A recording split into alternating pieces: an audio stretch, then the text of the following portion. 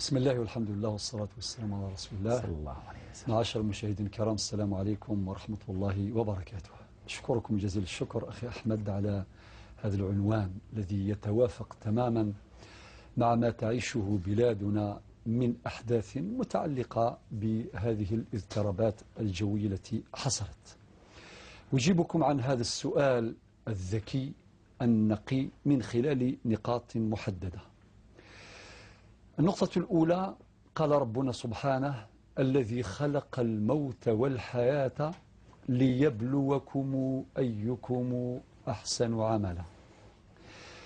هذه الآية الكريمة تعلمنا فقه الابتلاء، كما وعدنا ربنا سبحانه عز وجل في كثير من الآيات أنه سيبتلينا ليعلم أينا، يعني من يتعامل مع الابتلاءات بفقه ومن يكون من الخاسرين فيفشل في التعامل مع الابتلاءات. ربنا سبحانه عز وجل يبتلينا بما يشاء لا بما نشاء. قاعدة ذهبية أولى: ربي أغي جرب سوين يفغى ماشي سوين نفغى. رقم واحد. رقم اثنين، ربنا سبحانه يبتلينا متى شاء لا متى شئنا. أغي جرب سيدي ربي ملمي كفغى ماشي ملمي نفغى. القاعدة الذهبية الثالثة: ربنا يبتلينا كيفما يشاء لا كيفما نشاء. سبحانه. إذا استوعبنا يعني رب هذا غي جرب أكني كفغى ماشي أكني نفغى. بمعنى إذا استوعبنا يا أخي أحمد هذه القواعد نفقه ركيزة من ركائز الإيمان، وهي الإيمان بالقضاء والقدر، خيره وشره، حلوه ومره. فإذا استوعبنا هذه القواعد سنكون من الفائزين. ربنا يقول: الذي خلق الموت والحياة ليبلوكم أيكم أحسن عملا. هذه النقطة الأولى. النقطة الثانية: إذا عاشت الأمة في قحط، قلة مطر، حتى البهائم تتألم، بل كما ورد في بعض الآثار تلعن عصاة بني آدم. الخروف ولا البقرة كي تروح ترعى وما تلقاش الحشيش تدعي بدعوة الشر على عصاة بني آدم، هما اللي كانوا السبب باش المطر ما ينزلش.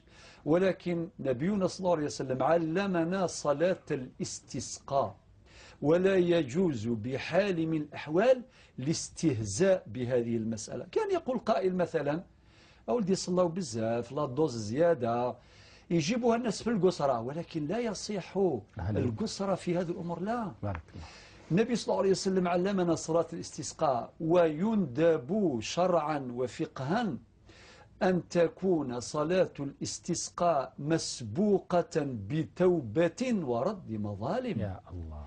إذن شرعنا شرع حكيم.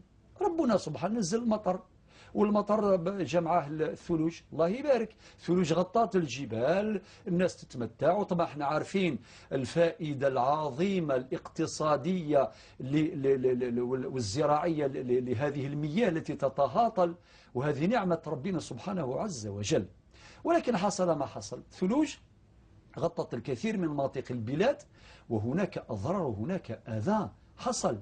ولكن رب سبحانه يبتلينا بالثلوج. صحيح. لو كانت ثلوج قليلة الناس تتمتع وتلعب بالثلج وتزهى وتأخذ الصور وكذا والسلام، ولكن حقيقة هناك ضرر وهناك أذى. ولكن ربي باش يجربنا، ونحن الآن في المحك يجرب الجميع، المسؤولين والشعب وكل صحيح. الناس. في خضم هذه التجربة ماذا نستفيد؟ رقم واحد: الذين يفقهون هذه الآية التي ذكرتموها أخي أحمد، ربنا يقول: وتعاونوا على البر والتقوى ولا تعاونوا على الإثم والعدوان. وكلمة البر هي الكلمة الجامعة لكل خير. معنى في الأخير كاين زوج أصناف من الناس: هناك من يتعاون على البر والتقوى، سأذكر الآن بعض النماذج، وهناك من يتعاون على الإثم والعدوان. للأسف الشديد. ولكن احنا نتمنى أن يتعاون جميع الناس على البر والتقوى ولا يتعاونوا على الإثم والعدوان، ونتمنى أن يكون جميع الناس من الفائزين. من نماذج الذين من أمثلة الناجحين الفائزين الذين تعاونوا على البر والتقوى وترجموا هذه الآية عمليا. لأن المسلم اليوم يحتاج إلى الأنموذج، يحتاج إلى التطبيق. ربنا كلما ذكر الإيمان إلا وتبعوا وقرنوا بالعمل الصالح الذين آمنوا وعملوا الصالحات، وقل اعملوا فسيرى الله عملكم ورسوله والمؤمنون وستردون إلى عالم الغيب والشهادة فينبئكم بما كنتم تعملون. طيب، من أمثلة الفائزين الناجحين: نزلت أمطار، ثلوج، هناك ضرر، هناك أذى، بدأت روح التعاون تترجم عمليا. اللي عنده زوج بوتيات نتاع الغاز يمد وحدة لجارو ويخلي وحدة لروحه، واللي عنده زوج خبزات يمد وحدة لجارو ويخلي وحدة للعائلة نتاعو، وهكذا وهكذا في الثياب، وهكذا في سائر الأمور. معناها هي جاءت فرصة لترجمة هذا المبدأ الاجتماع الشرعي الاجتماعي، عنده بعد اجتماعي عميق، التعاون خاصة في الضيق. يا أخي احنا يقولوا في الدرجة في الضيق اللي يبان رفيق. بارك الله. هكذا ذي الطيق يدي تبان ورفيق.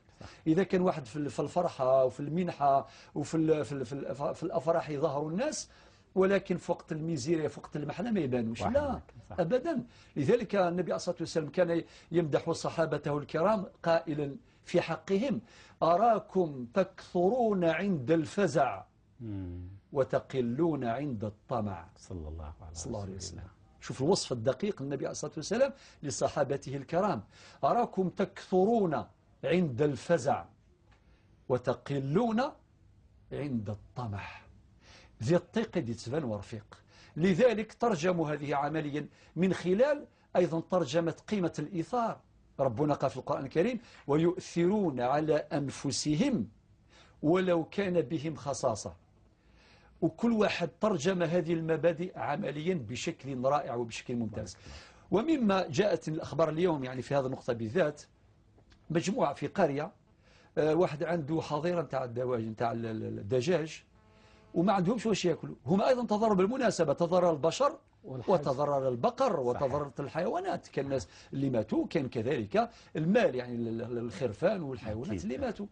ولكن شوف التكافل الاجتماعي. هذيك الدشرة حينما سمعت، وبالمناسبة هذه الدشرة اسمها أيث الخير، مربوطة بالخير. جميل. أيث الخير، أيث الخير.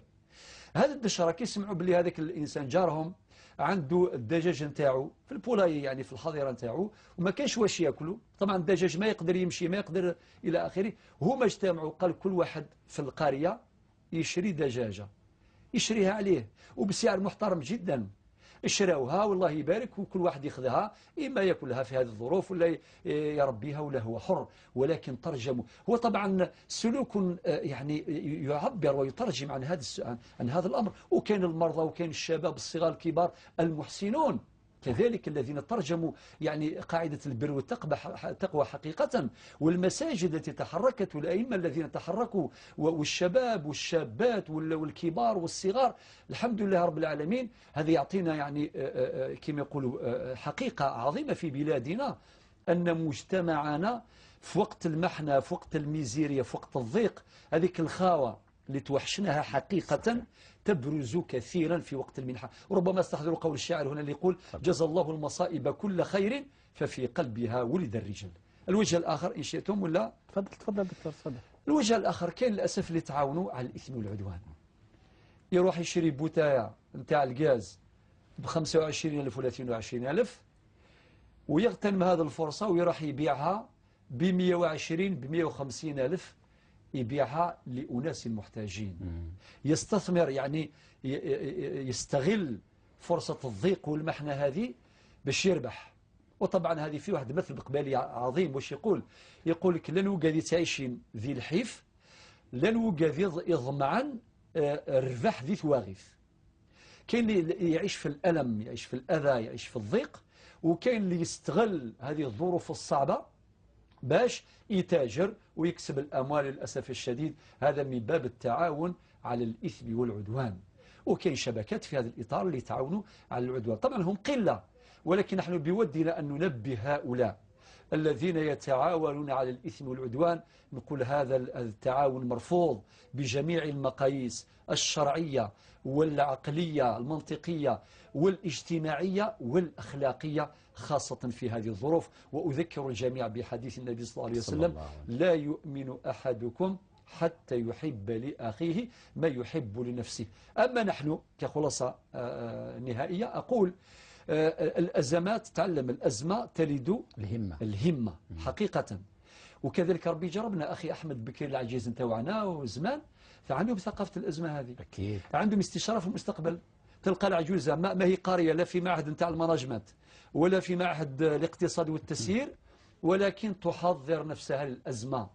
قبل ما يجي الشتاء الحطب كاين، الله يبارك، كل شيء كاين. الكوفي هذاك المخزن فيه القمح وفيه الشعير وكاين الزيت وكاين يحفوفن يغمان، خير ربي الله يبارك. إذا بقى الثلج شهر ما كايش خوف، بارك الله فيك، ما كايش خوف. ولكن الآن هذا امتحان أيضا لنا جميعا باش ننتبه، باش نحضروا أنفسنا لهذا الأمر. أما ثقافة النصرة نتمنى ألا تكون موسمية، أن تكون ثقافة النصرة وثقافة التعاون على البر والتقوى دائمة في حياتنا.